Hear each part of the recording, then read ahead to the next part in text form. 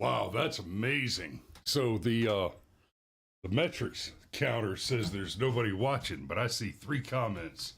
Now it's starting to count people. All right. So we did this little double up live stream with Alex McDonald last night, covered the debate, and I'm gonna say generally it was a wash. Let's do this.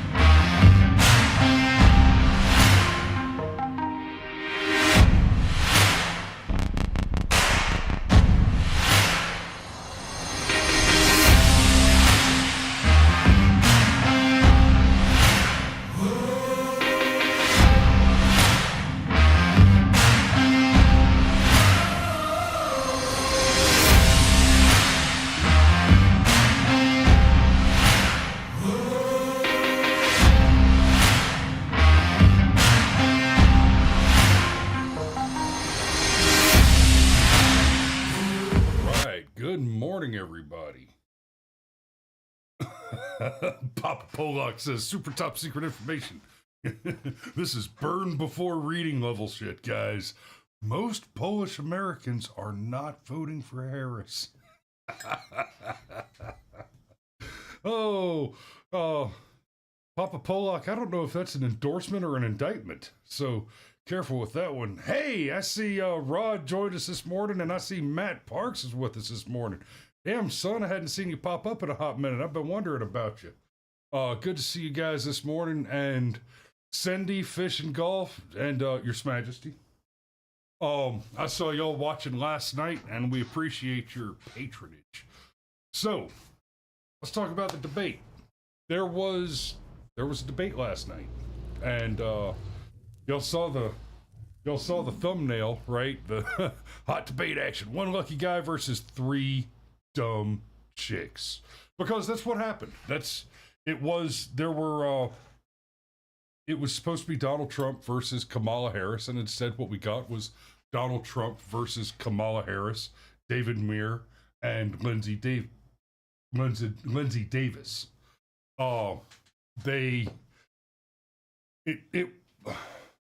Trump did not outperform. He did not blow it out of the water like I had hoped he would. And to her credit, Kamala Harris actually outperformed expectations. Now, I have to say that to be fair. The fact of the matter is that when you say that Kamala outperformed expectations, the expectations were incredibly low.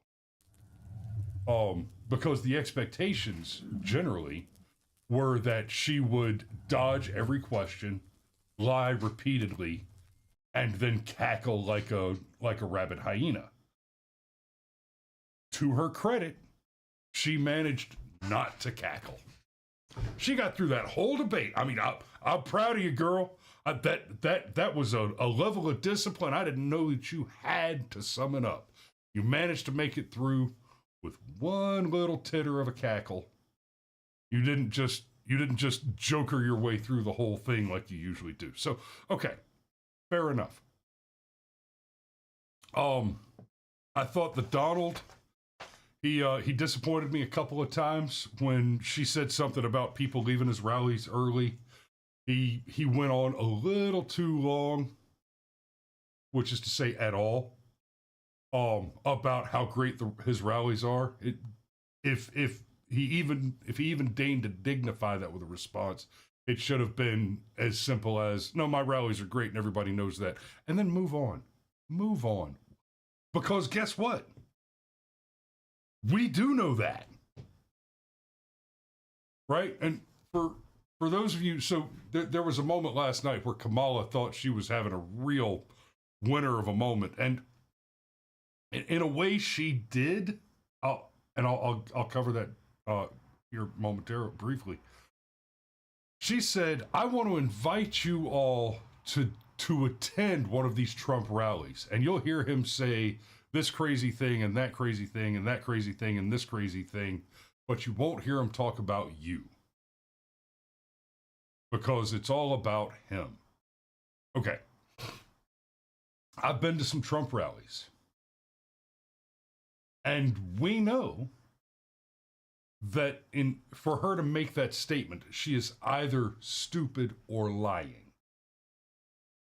All right, I'll be fair. She is either ignorant or lying. It must, in order for her to make that statement, it must either be the case. It cannot be neither, and it cannot be both. It must be the case that either she has never been to a Trump rally, which I suspect is the case, but also never watched one, never watched the live stream, the video from a whole Trump rally. Or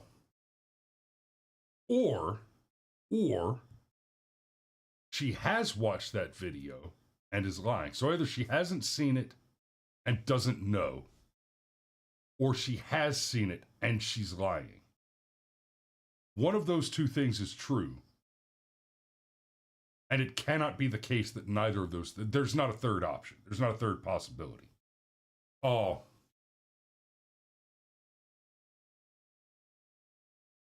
So she absolutely either is lying or is ignorant, which in all fairness is a step up for Kamala Harris, right? I mean, let's be real. That is a big improvement for Kamala, because normally ignorance isn't an option.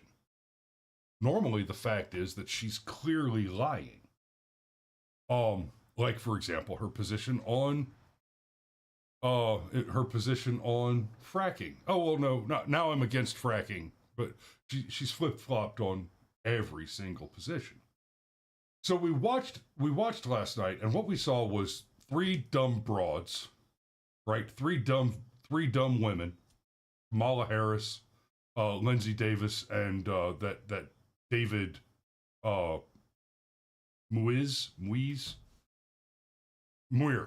David Muir. So Donald Trump versus three dumb women. And it was pretty much what you'd expect. Donald Trump was fact-checked repeatedly on true statements. He was told that true statements were false. We have the evidence. We covered the pets thing yesterday. We've covered the Governor Northam statements many times in the past. This isn't complicated. The evidence is out there. Here, the Governor Northam, the Hodge twins. There was a very contentious committee hearing yesterday when Fairfax County Delegate Kathy Tran made her case for lifting restrictions on third trimester abortions, as well as other restrictions now in place. And she was pressed by a Republican delegate about whether her bill would permit an abortion, even as a woman is essentially dilating, ready to give birth. And she answered that it would permit an abortion at that stage of labor. Do you support her measure and explain? So she just said that the candidate claimed explicitly that her bill, her measure, would explicitly permit an abortion during birth. Right? Mama is dilated. The head is out.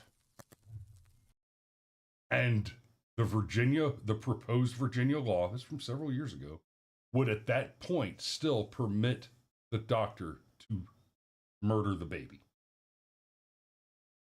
Baby's out breathing American air.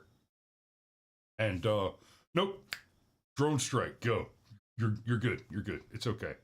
And then the host asked Governor Northam, how do you feel about that? How do you agree with that? And he says this. Her answer. Yeah, and I wasn't there, Julie, and I certainly can't speak for Delegate Tran, but I will tell you first thing I would say, this is why decisions such as this should be made by providers, physicians, and the mothers and fathers that are involved. There are, when we talk about third trimester abortions, these are done with the consent of obviously the mother, with the consent of the physicians, more than one physician, by the way. And it's done in cases where there may be severe deformities, there may be a fetus that's non-viable. So in this particular example, if a mother is in labor, I can tell you exactly what would happen. The infant would be delivered. The infant would be kept comfortable.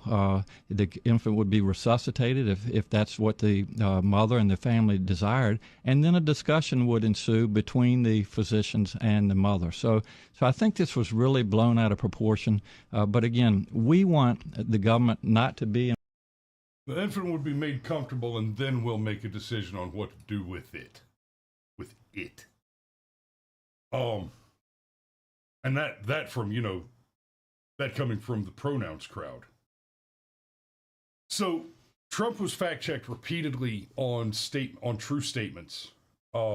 Statements where he made a claim of fact, and the evidence is clear and exists to support the fact claims he made. Kamala lied repeatedly and was not once fact-checked on those lies. Right? Now, fair play. She repeated the lie, the suckers and losers lie, that Donald Trump said the disrespectful thing about the military. If I'm very generous, that one is, well, I'm pretty certain that it's a lie. I am pretty certain that he never said it. The fact is that is a he said, she said bit of drama, right? Some shitbird, some anonymous shitbird said, Donald Trump called them suckers and losers, and Trump said, I never said that. That's it. That's the whole thing. There's not a transcript, there's not a video, there's not an audio recording, there's no evidence to back up the claim, and Trump denies the claim. Sound familiar? Right? Like Stormy Daniels, who has recanted and decanted and redecanted. Right? She's flip-flopped on the claim several times. Stormy Daniels said that she had sex with Donald Trump and signed a non-disclosure agreement. And then she said that she never had sex with him. And then she said, well, no, I actually did have sex with him and I want my money. And then the court said, well, no, you broke the non-disclosure agreement. Now you owe Donald Trump the money. And then Stormy Daniels came out again and said, well, no, I never actually had sex with him. I just said that for the money. So there is no NDA. And Donald Trump, right? It's only ever been her word against his. She has said both things, which means that one of the things must be a lie. And Donald Trump has maintained entirely that he never did it. Now, I bring that one up to contrast this one, right? In the Stormy Daniels case, we talked about this when that story first broke. But we talked about this before she ever even recanted it. And the fact is that when the story first broke, Stormy Daniels said that she had an affair with Donald Trump. And Donald Trump said, never happened. Never happened.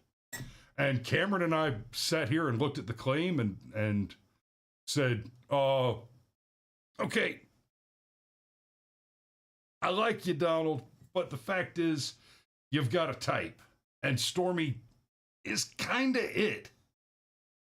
Right? I mean, Stormy Daniels is literally literally the archetype of a trashy version of Ivanka Trump. Right? She's like the Disney princess version of Ivanka, who is the Grimm's Tales original. Right? Straight out the Black Forest. Eye melting glory versus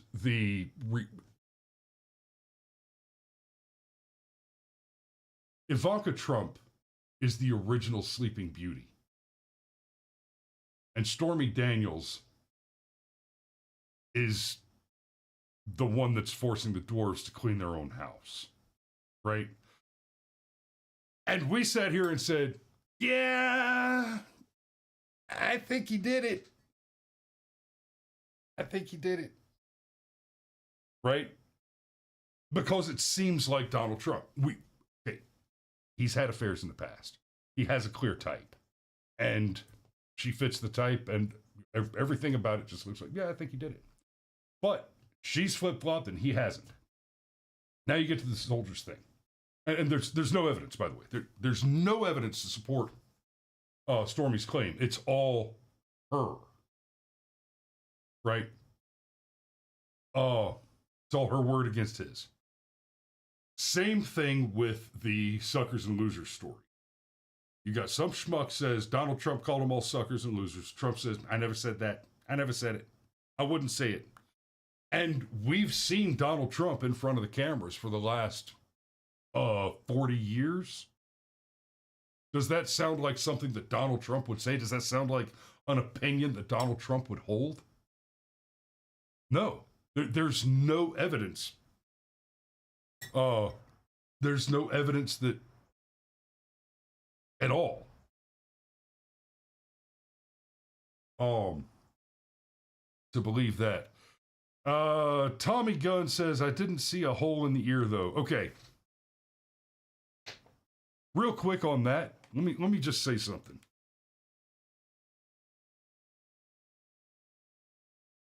I've had 6 earrings in these ears.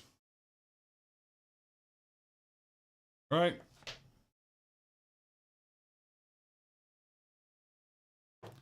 Trump was grazed soft tissue with a high velocity frangible round designed to break up in soft tissue and cause extreme damage on impact with a large body. And it grazed the soft tissue of a thin ear. Didn't break up. It didn't have the opportunity to do the frangible thing. So I suspect, Tommy, I suspect that you're cracking a joke there, but put that out there. That this is how bullets work. This is how healing works. And yeah, believe it or not, ear heals up pretty good. You get in and look real close at my ear, you can see 6 holes in my ears. It's 3 in each side, right? But I haven't worn earrings in 22, a long fucking time, right? I haven't worn earrings in a long fucking time, so you can't see the holes anymore. Doesn't take that long for the holes in your ears to heal and close up. If you go get your ears, go down to Hot Topic and let them put the gun on you. They're going to tell you that you got to leave it in there for a week to make sure. Mom, he probably did not have a great plastic surgeon working on him. Seriously, we're talking about a 5.56 round grazing the thin membrane of the ear. There's just not that much damage. The ear has a lot of blood vessels in it. So, you ever had a zit on your ear or a bug bite on your ear and scratched at it? Right, it doesn't take much for an ear to bleed substantially. It's a thin membrane with a lot of blood flow in it. That just is what it is. I happen to be very, very well informed on the anatomy of the ear because I'm deaf as a stone and have to walk around with $10,000 worth of frickin' hearing aids to be able to have normal conversations. So we're talking about guns as they relate to ear damage. That's a SME subject matter expert. SME. Right. So, Stryker points out Trump showed the press the wound. Yeah. And okay. And I apologize. I'm doing the Trump thing. I'm doing the thing that Trump did last night that bothered me is I just looked at a shiny thing and got distracted and talked about it for too long. Let's get the highlight. There was one major highlight last night that just, I mean, this was solid gold. If you missed this, you missed the election. She was big on defund the police. In Minnesota, she went out, wait a minute, I'm talking now, if you don't mind, please. Does that sound familiar? She went out And that face that she made right there. Like, this is one of the things that it's not going to hurt. Okay. Nothing that happened last night is going to hurt Trump in the polls. Nothing that happened last night is going to hurt Kamala in the polls. Nothing that happened last night is going to substantially help either of them in the polls. By and large, last night was a wash. There's a couple reasons for that. For one, the people who are going to vote Kamala are already the sort of sick fucks that murder babies because it's convenient generally. The people who are going to go vote Trump, right? We would like to see him go harder on pro-life. We would like to see him go more pro-life. But otherwise, generally, Trump's voters are also in the camp. The only voters that might be, and I don't think there are actually, I don't believe there is such a thing as an undecided voter. I believe there is such a thing as a midwit who believes that it sounds erudite and sophisticated to get within 60 days of an election and say, I'm still waiting for all the facts. No, you're not. You don't know any facts. If we're 60 days out and you think you're still waiting for the facts, then there weren't any fact. Then nothing you could have been exposed to would strike you as a thing that is a fact. You're not an intelligent, competent, and rational human being. That's how you get to be an undecided voter within 60 days. Oh, and yes, I did just say it that way, and I want you to keep that in mind too. The Democrat voters are not generally rational, but there are such things as rational Democrat voters. Believe it or not, evil is extremely rational in some applications. Waller points out, didn't SCOTUS settle the pro-life subject? President doesn't have any influence on this, right? That is correct. By overturning Roe v. Wade, what should have happened is the question of abortion, the entire question of infanticide, should have been returned to the states.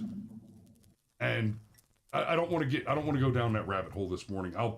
I've done it before, and I'll do a whole episode on it again at some point the next time that it's a legitimate issue to be discussed. We'll go down that rabbit hole again, and I will again in the future point out that I don't believe we need a national ban on abortion. We do not need an abortion ban, right? And I say that for two reasons. One,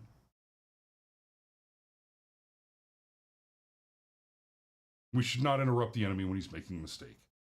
As much as I despise baby killers, you know, it's kind of like me. It's kind of like running into the rat's nest and trying to stop Mama Rat from eating her babies. I don't want rats in my house. So if they're gonna self-censor and self-abort, then they're doing me a favor. But the other piece of that is, as far as the law is concerned, the importance of the law here, premeditated murder and a conspiracy to commit premeditated murder is already a very serious crime. Hiring an abortionist is legally, technically, and morally identical with hiring any other type of assassin.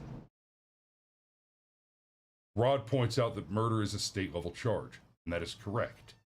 The thing that we need to do is not to ban abortion. The thing that we need to do is simply enforce the law. If you have committed an abortion, you should be arrested, prosecuted, and then sentenced to the maximum available penalty under the law. So that's all there is to that. So I'm gonna go ahead and wrap this one up. Last night did not move the needle substantially. We did not learn a lot of new and amazing things, and that's frankly to be expected. Waller says, I think the pro-anti-life debate is a play out of an outdated playbook that has no bearing anymore. Okay. I didn't want to talk about this too much, but let me address that.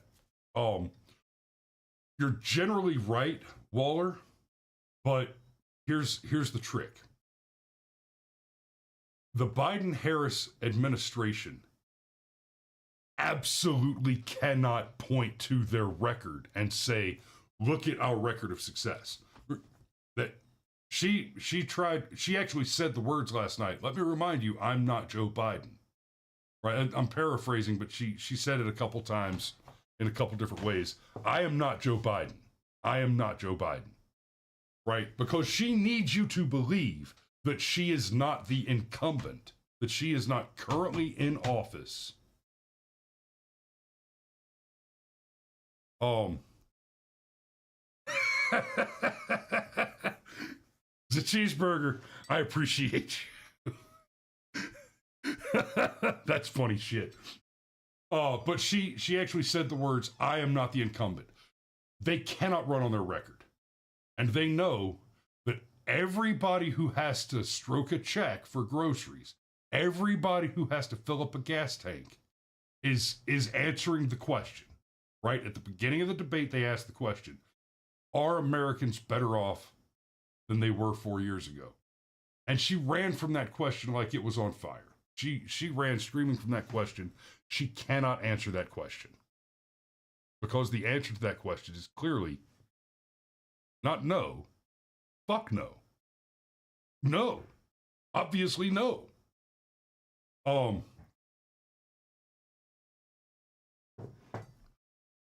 Stryker says she doesn't even have a proper oath per FOIA requests. I need to know more about that, brother. Send me something about that. But she is going to go hard on the abortion question because, and this is why this is basically one of the best arguments against the 19th Amendment. It really is this simple. She knows that at least 40% of American women are essentially single issue voters, and the single issue that they will vote on, especially the awfuls, affluent, white, female liberals, right? The single issue they will vote on is abortion. One thing that I want to see Republicans do, every time one of these Democrats says something about women's health care, ask them the question, you mean other than abortion? What aspect of women's health care, other than taxpayer-funded infanticide, is under attack by any conservative policy? Right? With the exception of murdering your child because having a child is the inconvenient consequence of your whoring. Other than murdering a child because you would prefer to go and work in a cubicle to being a person with an emotional attachment to another living being.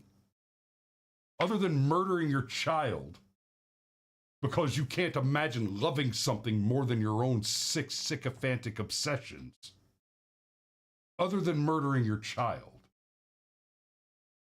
what women's health care issues are you interested in? Right? And Planned Parenthood does not do mammograms. They keep telling us that the Republicans are going to put women at risk of cancer because they're going to shut down all the Planned Parenthoods, and millions of poor women, millions of lower income women, millions of women of color, of colored women, rely on Planned Parenthood for their cancer screenings and mammograms. They don't do that. Planned Parenthood doesn't own mammographs. They don't do that. That is a lie. So I want to see Republicans pushing on Democrats more and more. Every time a Democrat says something about women's health care, you got to ask the question. Okay, other than murdering babies, what women's health care are we talking about? Right? So that is an angle of attack that we need to see a lot more of. I'm going to go ahead and put a pin in it there, guys. Thanks for watching this morning, and thanks for watching last night. We actually had a huge turnout on the show last night. Speaking of huge turnout, we've got a pretty good one this morning, too. So, again, I appreciate you guys. We love you, and we will see you tomorrow.